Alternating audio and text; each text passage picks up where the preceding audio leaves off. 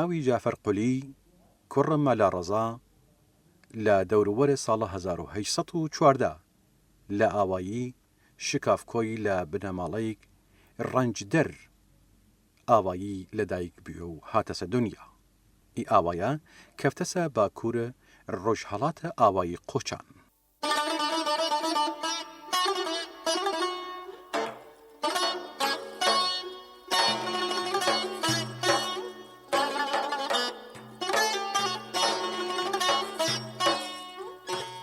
باوکی لە ئێڵە کورد زەنگڵانوو بووە و لە ناو مردم و جافەر قولی زەنگڵی، جافەر قولی بیچارە، جافەر قولی ئەندەلیب، جافەر قولی موختار ناسریاس.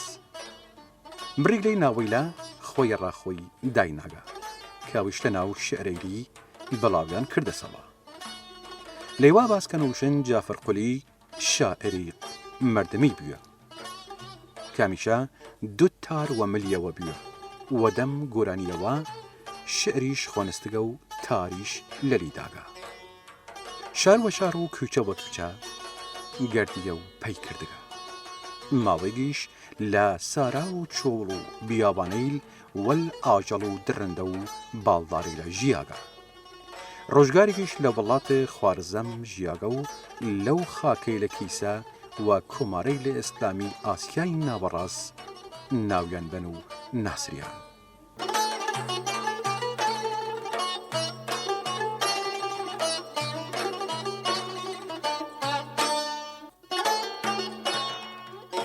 جافەر قولی جۆر موسڵمانێک شیعە ڕێز و حرمەت تایبەت داشتگە. ئەڕا ئیمامە عەلی سەڵام خۆدا لەبی بوو نەوەی ئەو زاتە وەمانە ئەڕا 12 ئیمام. دیارە شاعر کە زیاتریش هۆگرە ئیمام ڕەزا بووە. هەر لەوەرەوەسە لە مەشهەد خۆراسان و خاکسپاریاگە و دی کورد ئەو منتەقە و ئەو ناوچەیلە لە لیەوە نزیکە و ئاگدارن. هەروە و خاتریشە هەروە گشتی مردمە ئەو ناوە قەسەم وە و ئیمام و وەوزاتە خوێن. ئەبولحەسەن کوڕە مۆسای کازم ئیمامە هەیشتمە شیعە.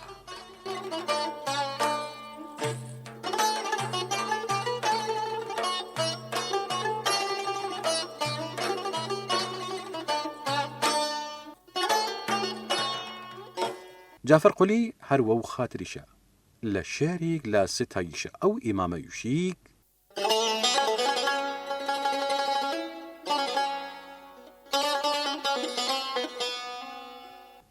ئەی لە حوسنت تو پەیدا ئەنواور پادشاهی لە تینەیە تو پەیدا لە خوەر تا گاو ماهی دەلیل جن و بەشەر هەم لە ئەرز و سەمائی لە فکر تو پەنهانە سەد حکمەتە ئیلاهی مستەجاب دەوەی دوعا لە وەخت سەحەرگاهی یا زامن قەریوان تو ئومید و پەناهی حاصل کە میدای دڕان یا زامنە قەریوان.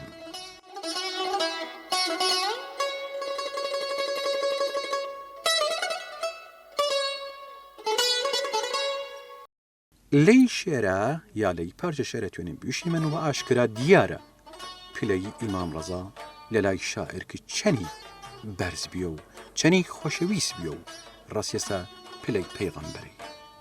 شێرەگەیش جوور مۆناجاتێک کەفیگە وەرچەو. شاعر وەل ئەوەیشە ئاسووێک سۆفیزم و ڕۆمانتیکیانە داسە ئی شێرە و جوانی و کردگە. جافەر قولی لە ناو مردمە کورد خۆراسان و تورکمانستانە ئاسیای ناوەڕاست شاعرێک خاس و دەنگخۆشێکیش ناودار و دوو تارژەن وەلیا هەمیشە گەردینەوە خاترە وەک لەلی یای بگرن و هۆکارە بوون چونکە هەرخۆی تارژەن بی و دوو تاریش جور ئەوە کە ئاماژەوە پێ کردی من ئشارەت وە پیداین وە ملیەوە لا گشت سوورێک بەشداری کرد. هەرچی دیاری و سەوقاتیش و پیدانە ئەویش لەبان کەم دەس و نەدار و فەقیرەی لە ئەو ناوچەی لە دابەشی کردگا.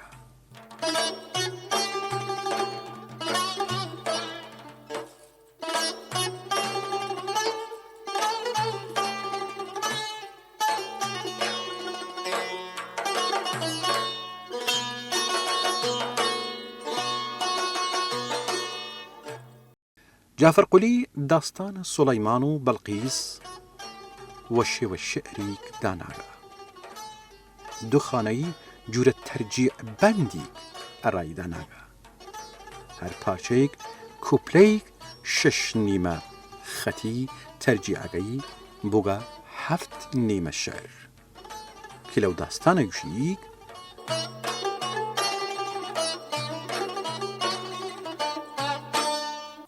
سلەیمان حشمەت الله ڕوونشت لە تەخت شاهی پەرەندە لە سایەوان لە قودرەتە ئیلاهی لە جانبی خورشید ڕۆشنایی و پیداگە سلەیمان نەزار کرشون هوب هوب نەماگە لە ڕووی خەشم قەسەم خوار و جەلال خودایی زەجرک لەورا کریاز خەوەرگی یا و ماهی فەرماندا لە پەرەندان هەرن هون بکەن پەیدا هەپۆب نامە هێلانی چوو گشتە پای مەنزەر لە گۆنگەری قەسرەوەی مانەند باڵی سەرسەر وارد بوو لە خەوی بەڵقیس نیکەختەر نامە لەبان سینک دانا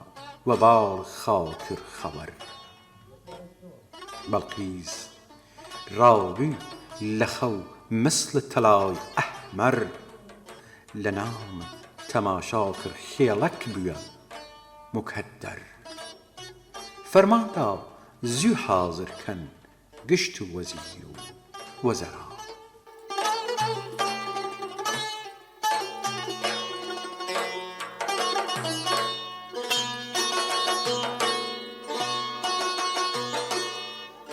وەسەرهاتە دڵداری سلەیمانە پەیغەمبەر و بەڵقیس ژنە جوانە قەراڵیچەی مەملەکەتە سەبا لە باسکردنەوەی ئەفسانەی گیاگەر ئەستۆرەیەک خۆرهەڵاتی کوێنە بڕی حکایەت و مەتەڵەری دروست کریاس ئی پارچە شێرەریچە بەشێک بوون لەو مەتەڵەری شعریە کە جافر قولی وەو باوەتەوە وەو بوونەوە دایناگە و لە شێوەی باوەتە دڵداری جافر قولی شاعر و نوێنەر کۆمەڵە کوردەواری خۆراسانە ئیران و تورکمانستان ئاسیای ناوەڕاستە شعر وتگا گۆرانی چڕیە تار لەری داگا لە ناو چینەی لێ خۆراوەی کۆمەڵ جیاس وەڵخۆشی و ناخۆشیلیانە گۆزار کردگا بەشداری لە شایە و شیوەن و زەماوەن و سوور و خۆشی ئەو مردمە کردگا شێر و گۆرانی ئەڕایەن وتگا جافر قولی گرفتارە دڵدار جوانێک بووە کە ناوی ملواری بووە ئەی دڵداریە تەنیا شێوەی سۆفیزم و تەنیا وەرنەگرتگا بەڵکو لە دوواخریش ئەڕا ژیانی ئەڕا ئەفسانەی و کەراماتی باڵکی شاگە و هاتگا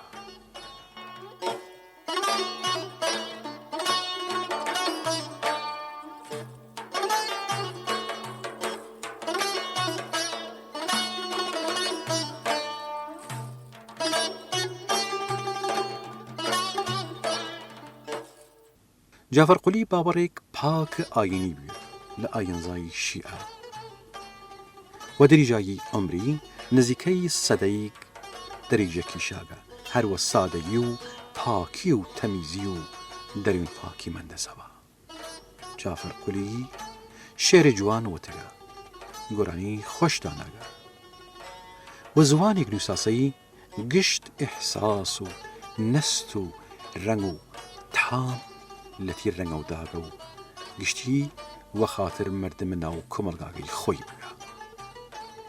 دوێتە گورج لە ئەدەبیات خوەرهەڵات و قسەی ناو مردم و نمونەی ژن و جوان و ڕەوشت پاک و خانومان دەریێنە قەڵام. ئەڕائی مەرامیشە جافەر قولی شێرێک نووساگە لەبان بنەمای پەنجی یاگەر پەنج خشتێکی. اینجا لە کۆپلەیەک لەی شێرێ لە باسکەی گوشی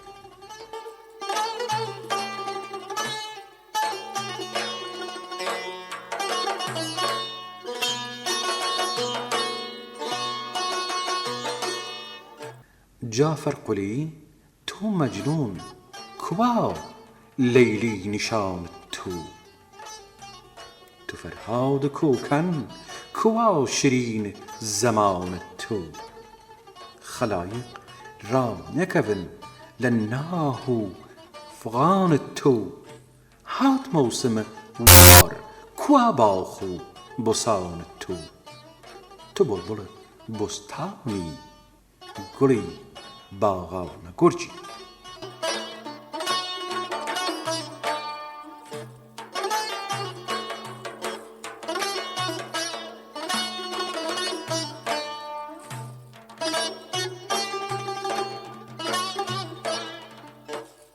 لی شێرێلا جافر قولی قسەوەڵ خۆیاکەی گوشید ئەگەر تو مەجنونیت ئەی کووا لەیلا، ئەی ئەگەر تو فەرهادی کوا شیرین، وەلگشت ئازار و بەدبەختیگیش و سەبەب دووری لە دڵبەرەوە جافر قولی وشی ئەگەر تو بڵبڵ باخەیل بوویت بێگومان دوێتە گورج کە مەبەست لەلی گورجستانە گوڵە ئەو باغەی لەسا.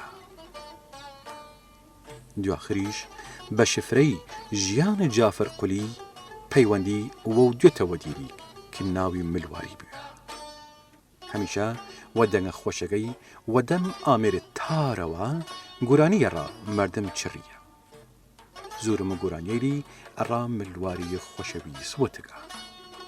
مردمە کورد خۆراسان و تورکمانستان ئەوەنە هەوگەرە جافر قولیین زانن باوگە ملواری ناوی کارولا گوڵیە و خەڵک ئاوایی زەنگڵانە لە ناوچەی دەرگەزیە ئێران.